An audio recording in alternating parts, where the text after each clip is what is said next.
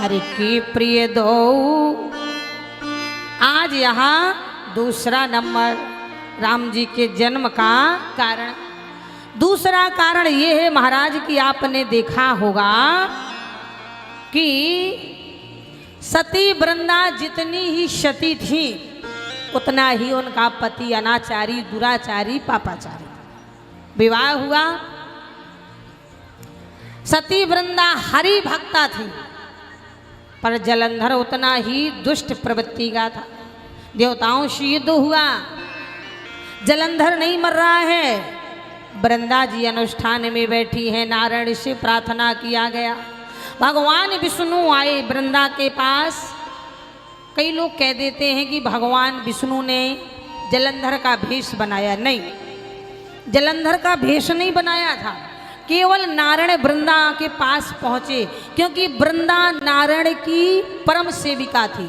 और जो ही वृंदा ने भगवान नारायण को देखा, अनुष्ठान छोड़ दिया, नारायण के चरणों में गिर पड़ी, अनुष्ठान खंडित हो गया, जलंधर मारा गया।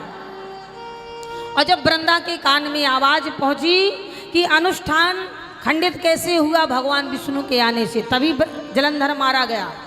वृंदा को क्रोध आ गया, हे प्रभु, एक तो मैं आपकी बचपन से चरण सेविका, फिर भी आपकी कृपा से मुझे जलंधर पति मिला। मैं दुष्ट पति के साथ रह के भी आपका सेवा करती थी, और आज जलंधर के मरने का कारण आप इतने निर्दयी, पत्थर दर कैसे हो सकते हो?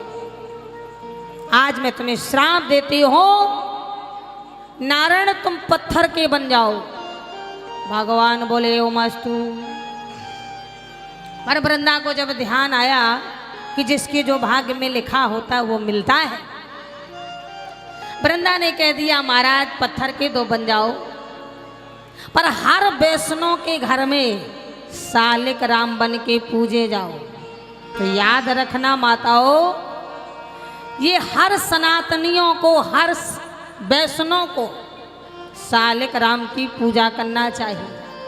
पर सालिक राम खरीदे नहीं जाते, कहीं भी गए आप खरीद लाए, क्योंकि सालिक राम भगवान के मिलने का एक ही स्थान है नेपाल। नेपाल में गंडकी नदी बहती है, और गंडकी नदी में आप जब तुलसी दल लेकर के डुबकी लगाओगे, ओम नमो भगवते वासुदेव का जाप करोगे, अगर आपके भाग्य में सालिक राम भगवान की सेवा है तो आपकी अंजलि में स्वयं सालिक राम भगवान आ जाते हैं। बोल सालिक राम भगवान की जय। आज यहाँ सालिक राम भगवान बन गए नारायण।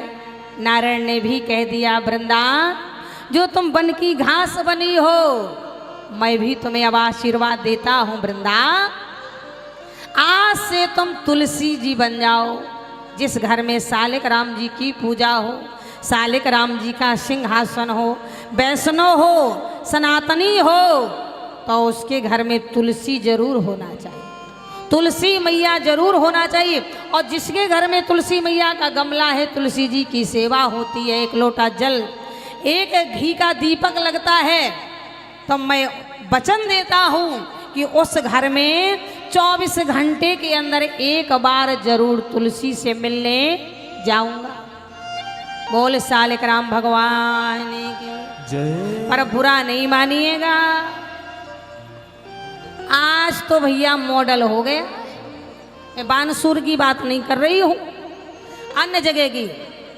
आज गमले में तुलसी मैया चाहे सूख जाए, पर मनी प्लांट ना सूखे।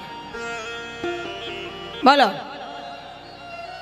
अब हाथ उठवा दूं, किसके किसके घर में मनी प्लांट लगा है? सच्ची मुच्ची उठाना, झूठ नहीं, सच्ची मुच्ची, सच्ची मुच्ची।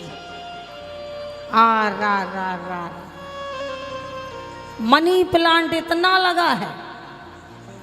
और जानते हो मनी प्लांट कहाँ का पौधा है?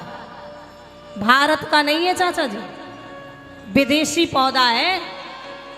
और इसी मनी प्लांट से ही खतरनाक बीमारी आ रही है। खतरनाक, पैसे नहीं आते ना मनी आती है, मनी जाती जरूर है। जाती जरूर है। अरे जहाँ तुम मनी प्लांट लगाती हो वहाँ समी पत्ती लगा लो, बिलपत्री लगा लो, तुलसी लगा लो, हरी सिंगार लगा लो, परिजात लगा लो। ये महाराज स्वर्ग के पौधे हैं, स्वर्ग के वृक्ष हैं। कल्प वृक्ष लगा लो, कदम लगा लो, अशोक लगा लो, लेकिन नहीं मनी प्लांट। और उसमें इतना खतरनाक वायरस उड़ता है जिससे ला इलाज बीमारियां पैदा हो जाती। पर आज वही है महाराज, तुलसी चाहे सूख जाए पर मनी प्लांट ना सूखे। गाय को चाहे डंडा मार दे पर हर घर में कुत्ता, तुम्हारा भला हो जाए। मैं यहाँ की बात नहीं कर रही हूं कि मानसूर में कुत्ता पाल रखे हैं घर घर में, मैं तो अन्य जगह की बात कर रही हूँ। पुष्कर जी, घर में झाड़ू पोछा वाली लगी। मुंबई जैसे शहर में मैंने देखा घर में झाड़ू पोछा वाली लगी, रोटी बनाने वाली लगी, चाय पानी देने वाली लगी, और उसी घर की मैडम हाफ चड्डा हाफ टी शर्ट में कुत्ता की जंजीर लगा के सड़क में घूम रही थी। तेरा भला हो जाए। उसको बिस्किट खिला रही थी, एसी की गाड़ी में घुमा के अपना गाल चटवा रही थी। काश उतना गौ माता से प्रेम करती, एक बिस्किट का पैकेट गौ माता को खिला के उसके एक गौ माता के शरीर में शैम्पू लगा के धो देती और अपनी हथेली चटाती तो बैकुंठ मिल जाता, और कुत्ते के चटवाने से तो नरक ही मिलेगा।